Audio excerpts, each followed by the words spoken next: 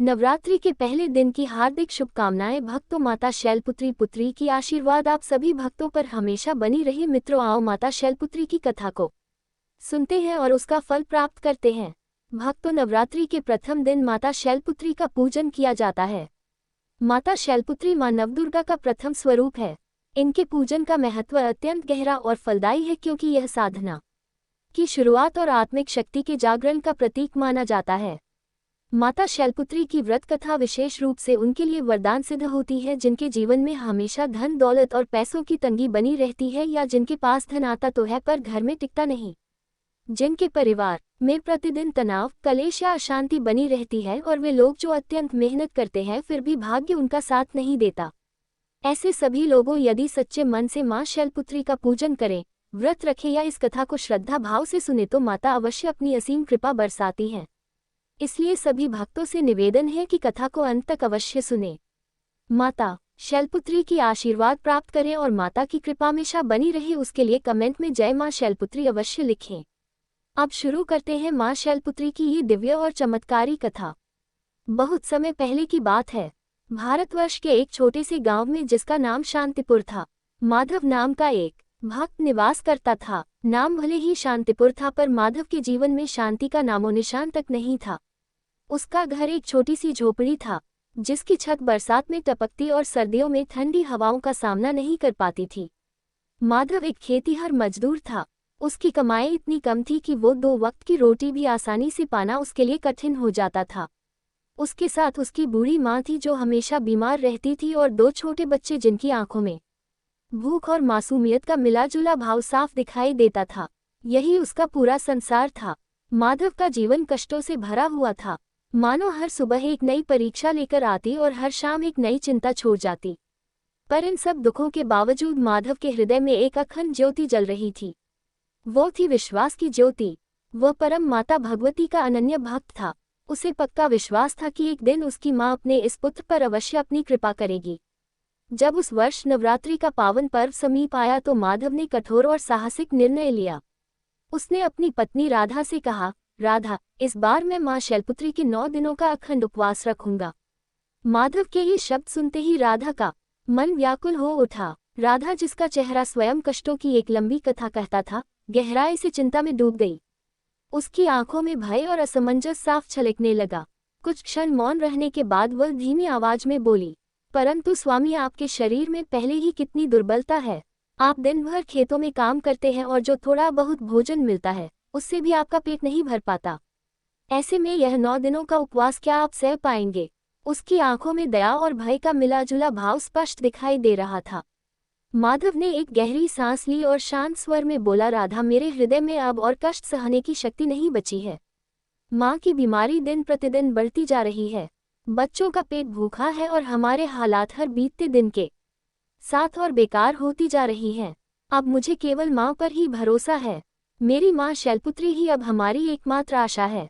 उसकी आवाज में दृढ़ संकल्प था, एक ऐसा भाव जो शब्दों से परे था। वह जानता था कि यह मार्ग अत्यंत कठिन होने वाला है, पर उसके पास कोई और रास्ता भी नहीं था। उसके हृदय में अपार पीड़ा थी, जिसे वह किसी से व्यक्त नहीं कर सकता था सिवाय अपनी माँ भगवती के। नवरात्रि का पहला दिन आया। वातावरण में मानो एक दिव्य ऊर्जा का संचार हो गया। सुबह सुबह माधव ने मां शैलपुत्री की चौकी स्थापित की, एक छोटा सा दिया जलाया और अपनी टूटी फूटी आवाज में आरती गाई। पहला दिन सामान्य रहा। भूख की हल्की सी चुभन अवश्य थी, पर माधव ने उसे अपनी निष्ठा और श्रद्धा से ढक लिया। उधर कैलाश पर्वत की ऊंची चोटियों पर, जहां मां शैलपुत्री अपने दिव्य लोक में विराजमान थी, वह सब कुछ देख रही थी। उनकी दृष्टि त्रिकालदर्शी थी। माधव का छोटा सा गांव, उसकी झोपड़ी और उसका अनवरत संघर्ष, सब कुछ उनकी आंखों के सामने था।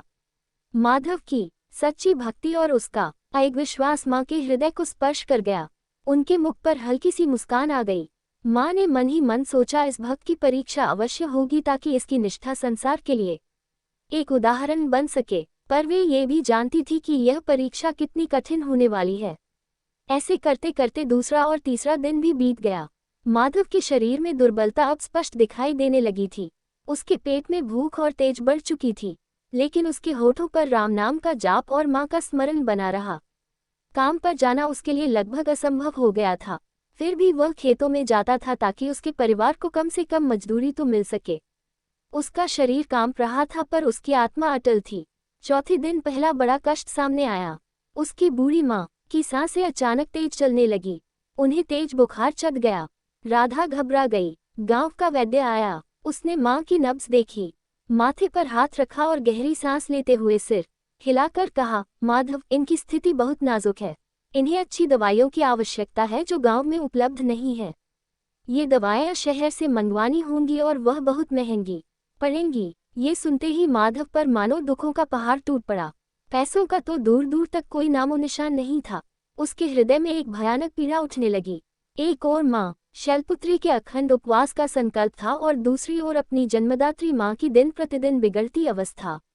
उसका हृदय अपार कष्ट से भर उठा, ऐसा कष्ट जिसे वह किसी से कह नहीं सकता था। वो चुपचाप उठकर माँ शैलपुत्री की तस्वीर के सामने बैठ गया। उसकी आंखों से आंसू बहने लगे और कांपती आवाज में वह कहने लगा, हे माँ, ये कैसी परीक्षा है। मेरी माँ को बचा लो माँ। माता शैलपुत्री अपने दिव्य लोक में ये सब देख रही थी। माधव की आंखों से बहते आंसू, उसकी माँ की पीड़ा और उसके बच्चों की मासूम भूख, ये सब देखकर उनके नेत्र भी कई बार भर आते थे। उनका हृदय तो माँ का था।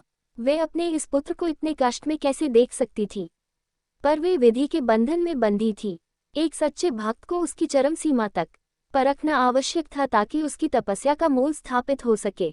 उनका हृदय बाहर से कठोर प्रतीत हो रहा था, पर यह कठोरता केवल परीक्षा की नियति के कारण थी। भीतर ही भीतर उनकी ममता अटल थी। माता शैलपुत्री जानती थी कि यह सब किसी महान उद्देश्य के लिए हो रहा है। पांचवें और छठे दिन विपत्तियां एक के बाद एक टूट पड़ी। गांव में अचानक सूखा पड़ गया। माधव जिस खेत में मजदूरी करता था, वहां का मालिक कहने लगा, अब काम नहीं मिलेगा क्योंकि फसलें सूख चुकी हैं। ये सुनते ही माधव और राधा के पैरों तले जमीन खिसक गई। घर में जो थोड़ा बहुत अनाज बचा था, वह भी धीरे धीरे समाप्त होने लगा। बच्चे भूख से बिलखते और माधव उन्हें ढाढ़स बंधाने की कोशिश करता, पर उसके अपने पेट में भूख की आग धक रही होती थी। वह केवल पानी पी पीकर दिन काट रहा था। उसकी टांगों में इतनी दुर्बलता आ गई थी कि वह मुश्किल से चल पाता था। शरीर लड़खड़ाने लगा था, चेहरा पीला पड़ चुका था। उसे इस हाल में देखकर गांव के लोग चेतावनी देने लगे, माधव, यह उपवास छोड़ दो, पहले अपने परिवार को देखो, अपनी माँ की जान बचाओ। भगवान ऐसे कष्ट नहीं देते। एक पड़ोसी भी आकर बोला, माधव, तुम ये क्या कर रहे हो। देवी देवता तो तभी प्रसन्न होते हैं जब हम अपना कर्तव्य निभाएं। तुम्हारी माँ बीमार है, बच्चे भूखे हैं और तुम यहाँ तपस्या में लीन हो। ये कैसी भक्ति है। ये शब्द सुनकर माधव के हृदय को चीर जाता, परंतु उसने किसी से कोई बहस नहीं की।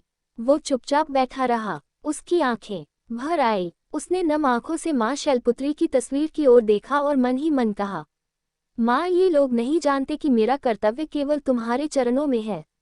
मेरा कर्तव्य तुम्हारी पुकार सुनना है। 7वां और 8वां दिन माधव के जीवन के सबसे कठिन दिन सिद्ध हुए। उसकी माँ की हालत इतनी बिगड़ चुकी थी कि उन्होंने बोलना भी बंद कर दिया था। उनकी सांसें बहुत धीमी और अनियमित हो गई थी। ये दृश्य देखकर राधा का धैर्य टूट गया। वो फूट फूट कर रोने लगी और कांपती आवाज में माधव से बोली, स्वामी, माँ शायद हमें छोड़कर जा रही हैं। कुछ तो कीजिए। अब हमें उपवास तोड़ना होगा। हमें शहर जाना होगा। माधव का हृदय मानो टुकड़े टुकड़े हो गया। यह ऐसा अपार कष्ट था जिसके सामने मृत्यु भी फीकी प्रतीत हो रही थी। एक ओर माँ शैलपुत्री के उपवास का संकल्प था और दूसरी ओर जन्म देने वाली माँ की मृत्युशैया। वो जानता था कि एक निवाला खाने से उसकी माँ किसी जादू से ठीक नहीं हो जाएगी, पर राधा की मासूम आशा उसे भीतर तक विचलित कर रही थी। वो अपने दुर्बल शरीर को घसीटते हुए माँ के पास जाकर बैठ गया। माँ का शरीर ठंडा पड़ता जा रहा था। माधव की आंखों से आंसुओं की अविरल धारा बह रही थी। उसने माँ का हाथ अपने हाथों में ले लिया।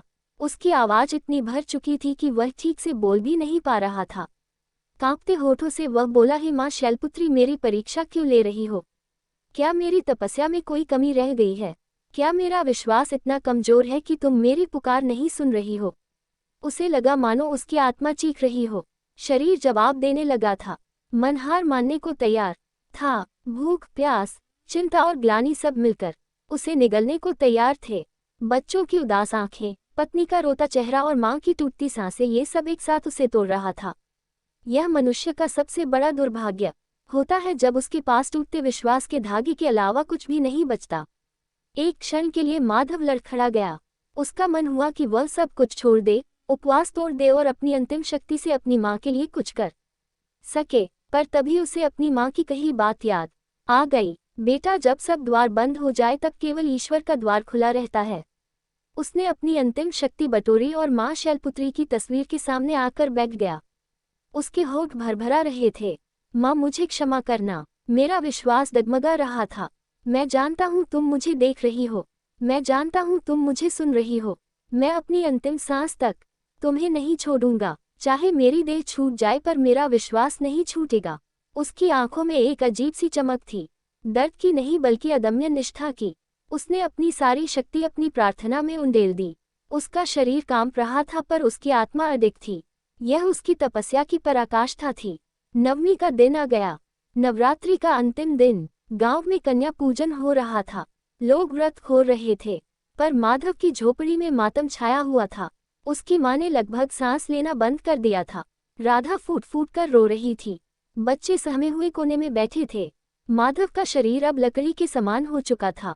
वह बस आंखों में आंसू और होठों पर जय मां शैलपुत्री का जाप लिए बैठा था। उसे लग रहा था कि अब सब कुछ समाप्त हो चुका है। उसने अपनी आंखें बंद कर ली और हृदय के अंतिम कोने से मां को पुकारा। मां, अब तो आ जाओ। अब और नहीं सहा जाता। मेरे हृदय में अपार कष्ट है। यह मुझसे बयां नहीं हो रहा। बस तुम ही जानती हो। ठीक उसी क्षण जब माधव ने अपनी अंतिम पुकार लगाई, एक चमत्कार हुआ। झोपड़ी के बाहर एक अलौकिक प्रकाश फैल गया। रोशनी इतनी तीव्र थी कि आंखें चकाचौंध हो उठी। फिर धीरे धीरे वह प्रकाश एक दिव्य आकृति में बदलने लगा। पूरा वातावरण एक मधुर मनमोहिनी सुगंध से भर गया। हवा में अद्भुत शीतलता फैल गई और ऐसी शांति छा गई जिसे माधव ने अपने पूरे जीवन में कभी अनुभव नहीं किया था। माधव ने धीरे से अपनी आंखें खोली। उसके सामने जो दृश्य था उसे देखकर वह अपनी आंखों पर विश्वास नहीं कर पा रहा था। वहां कोई साधारण स्त्री नहीं थी, न ही कोई गांव की वृद्धा। वहां स्वयं जगत जननी मां शैलपुत्री विराजमान थी। उनका मुखमंडल चंद्रमा के समान शीतल और कांतिमान था। माथे पर दिव्य तेज चमक रहा था। उन्होंने श्वेत वस्त्र धारण किए थे। एक हाथ में त्रिशूल था और दूसरे में कमल का पुष्प। उनके पीछे उनकी सवारी नंदीबैल शांत भाव से खड़ा था। मां की आंखों में असीम दया, प्रेम और ममता का सागर उमड़ रहा था। माधव के शरीर में अचानक मानो एक नई ऊर्जा का संचार हो गया। उसकी सारी दुर्बलता, सारी पीड़ा क्षण भर में लुप्त हो गई। वो अपने घुटनों के बल गिर पड़ा और उसके मुख से अनायास ही निकल पड़ा। माँ, उसकी आवाज में सदियों की प्रतीक्षा, सदियों का प्रेम और सदियों का अटूट विश्वास समाया हुआ था। उसकी आंखों से आनंद के आंसू बहने लगे, वे आंसू जो अब तक उसकी सूखी आंखों से नहीं बह पाए थे। राधा और बच्चे भी इस दिव्य दृश्य को देखकर भयानक श्रद्धा और विस्मय से भर उठे थे। पूरा वातावरण जैसे स्तब्ध हो गया था। तभी माँ शैलपुत्री ने अपनी मधुर अमृतवाणी में कहा, उठो मेरे पुत्र माधव। मैं तुम्हारी तपस्या अत्यंत खुश हूँ। मैंने तुम्हारी परीक्षा ली और तुम उसमें पूर्ण रूप से खरे उतरे। तुम्हारा विश्वास अटूट है, तुम्हारा धैर्य अनुपम है और तुम्हारी निष्ठा अद्वितीय है। मैंने तुम्हारे जीवन के हर कष्ट को देखा है। हर क्षण तुम्हारे हृदय में उठने वाले भावों को मैंने महसूस किया है। जब तुम भूख से व्याकुल थे तब भी तुम्हारे मन में मेरे प्रति कोई शिकायत नहीं थी। जब तुम्हारे बच्चे भूखे थे तब भी तुम्हारी श्रद्धा डगमगाई नहीं। तुम्हारी माँ की आंखों में भरते आंसू मैंने अपनी आंखों में महसूस किए हैं। तुम्हारी पत्नी का मौन रोदन, तुम्हारे बच्चों की मासूम पीड़ा, ये सब मेरे हृदय को छू गया था। पर पुत्र, मुझे विधि के विधान के अनुसार तुम्हारी परीक्षा लेनी पड़ी। बिना अग्नि परीक्षा के कुंदन कहाँ बनता है? और तुम तो कुंदन से भी बढ़कर सिद्ध हुए हो। तुमने संकट में भी मेरा मार्ग नहीं छोड़ा। यही सच्ची भक्ति है। मैं तुम्हारे साथ हर पल थी। जब तुम्हारा शरीर दुर्बल हो गया था तब भी मैं तुम्हारी आत्मा को संभाले हुए थी। जब तुम्हारी जन्मदात्री माँ की सांसें थमने लगी थी तब भी मेरी शक्ति उनके शरीर में प्राण वायु का संचार कर रही थी। पुत्र, माँ अपने भक्त को कभी अकेला नहीं छोड़ती। तुम्हारी ये तपस्या केवल तुम्हारे लिए नहीं बल्कि संसार के लिए एक संदेश है कि सच्चा विश्वास कभी व्यर्थ नहीं जाता। अब तुम्हारे जीवन के दुख समाप्त होते हैं। तुम्हारे घर से रोग, अभाव और अशांति का अंत होता है। तुम्हारी माँ पूर्ण रूप से स्वस्थ होंगी। तुम्हारे बच्चे दीर्घायु, बलवान और संस्कारी होंगे। तुम्हारे घर में अन्न, धन और सुख की कभी कमी नहीं होगी। पर एक बात सदा स्मरण रखना पुत्र, मेरी कृपा का आधार तुम्हारा विश्वास है। जब तक ये विश्वास जीवित रहेगा तब तक मैं तुम्हारे साथ रहूंगी। माता का स्वर शांत था, पर हर शब्द माधव के जीवन में अमृत बनकर उतर रहा था। माधव ने धीरे से अपना सिर उठाया। उसके चेहरे पर अब कोई पीड़ा नहीं थी, केवल असीम शांति और गहन कृतज्ञता थी। कांपती पर दृढ़ आवाज में उसने कहा, हे माँ, मुझे धन दौलत नहीं चाहिए, मुझे राजपाट नहीं चाहिए, मुझे केवल आपकी कृपा चाहिए। मेरी माँ स्वस्थ हो जाए, मेरे बच्चों को कभी भूखा ना सोना पड़े और मेरा परिवार सुख शांति से जीवन व्यतीत करें। और हाँ माँ, इस संसार में जितने भी मनुष्य अपने कष्टों से जूझ रहे हैं उन सब पर आपकी दया बनी रहे। उन्हें भी विश्वास, धैर्य और निष्ठा का महत्व समझ में आए ताकि वे भी अपने जीवन में सुख प्राप्त कर सकें। उसकी आवाज में केवल व्यक्तिगत पीड़ा नहीं बल्कि समस्त मानवता का कल्याण निहित था। माँ शैलपुत्री यह सुनकर मंद मंद मुस्कुराए और करुणा से भरकर बोली, पुत्र, यही कारण है कि तुम मुझे प्रिय हो। जिसने अपने दुख से पहले दूसरों के दुख को देखा वही सच्चा भक्त कहलाता है। तुमने माँ से कुछ मांगा नहीं बल्कि संसार के लिए प्रार्थना की है। यही तुम्हारी सबसे बड़ी तपस्या है। मैं तुम्हें वर देती हूँ कि तुम्हारी माँ पूर्ण रूप से स्वस्थ होंगी। तुम्हारे बच्चों को कभी भूख का कष्ट नहीं सहना पड़ेगा। तुम्हारे घर में सदा सुख, शांति और संतोष का वास रहेगा। और जो भी मनुष्य सच्चे मन से मुझे स्मरण करेगा, धैर्य रखेगा और विश्वास के साथ कर्म करेगा, उसकी राह मैं स्वयं प्रशस्त करूंगी। उसके कष्ट अवश्य कटेंगे। स्मरण रखना पुत्र, विश्वास कभी व्यर्थ नहीं जाता, धैर्य कभी निष्फल नहीं होता और निष्ठा का फल अवश्य मिलता है। जैसे ही माँ शैलपुत्री ने ये शब्द कहे, उसी क्षण माधव की माँ ने धीरे धीरे अपनी आंखें खोल दी। उनके चेहरे पर एक नई दिव्य चमक थी, मानो वे कभी बीमार ही ना रही हो।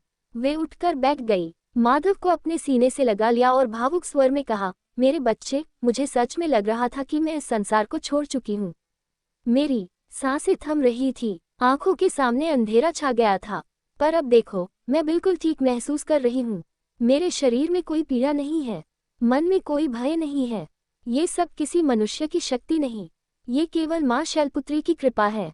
उन्होंने कांपते हाथों से माधव के सिर पर हाथ रखा और भावुक होकर आगे बोली, बेटा, आज मुझे समझ आ गया कि सच्ची भक्ति क्या होती है। तुमने अपने कष्टों से पहले माँ को रखा, अपने दुख से पहले विश्वास को रखा। माँ ने तुम्हारी लाज रख ली। ऐसी श्रद्धा हर किसी को नसीब नहीं होती। इतना कहकर उन्होंने अपने पोते पोतियों को पास बुलाया। बच्चे दादी को स्वस्थ देखकर खुशी से झूम उठे। उनकी आंखों में डर की जगह अब मुस्कान और आशा लौट आई थी। पूरा घर जैसे फिर से जीवित हो उठा था। माँ शैलपुत्री ने माधव और उसके पूरे परिवार को अंतिम बार करुणा भरी दृष्टि से देखा, आशीर्वाद दिया और फिर धीरे धीरे दिव्य प्रकाश में विलीन हो गई। उस दिन के बाद माधव का जीवन पूरी तरह बदल गया। उसकी माँ पूर्ण रूप से स्वस्थ हो गई और कई वर्षों तक सुखपूर्वक जीवित रही। खेत फिर से हरे भरे हो गए, घर में अन्न की कमी कभी नहीं हुई और माधव का परिवार फिर कभी भूखा नहीं सोया। कृतज्ञता स्वरूप माधव ने अपने गांव में एक छोटा सा मंदिर बनवाया। हर नवरात्रि में वह वहां माँ शैलपुत्री की यह कथा सुनाने लगा। उसकी कथा सुनकर दूर दूर से लोग आने लगे। श्रोताओं की आंखों से भी वही आंसू बहते, विश्वास, धैर्य और श्रद्धा के आंसू। धीरे धीरे ये कथा विश्वास, धैर्य और निष्ठा की अमर गाथा बन गई। ये कथा हमें सिखाती है कि जीवन में कितने ही अपार कष्ट क्यों ना आए, परिस्थितियां कितनी ही कठिन क्यों ना हो, यदि हमारा विश्वास अडिग है, धैर्य अचल है और निष्ठा अटल है, तो स्वयं माँ भगवती हमारी सहायता के लिए अवश्य प्रकट होती है। ईश्वर अपने भक्तों की परीक्षा अवश्य लेते हैं, पर अंत में उन पर असीम कृपा भी करते हैं और उनकी सच्ची मनोकामनाएं पूर्ण करते हैं। भक्तों, माँ शैलपुत्री की पावन व्रत कथा यहीं पर समाप्त हो चुकी है। हम प्रार्थना करते हैं कि शैलपुत्री माता की कृपा इस वीडियो को देखने वाले हर व्यक्ति पर हमेशा बनी रहे और उनका जीवन सुख में सुख समृद्धि से हमेशा भरा रहे। अगर दोस्तों आप सभी को हमारी यह कथा अच्छी लगी हो तो हमारे कमेंट बॉक्स में जय माँ शैलपुत्री जय अवश्य लिखें।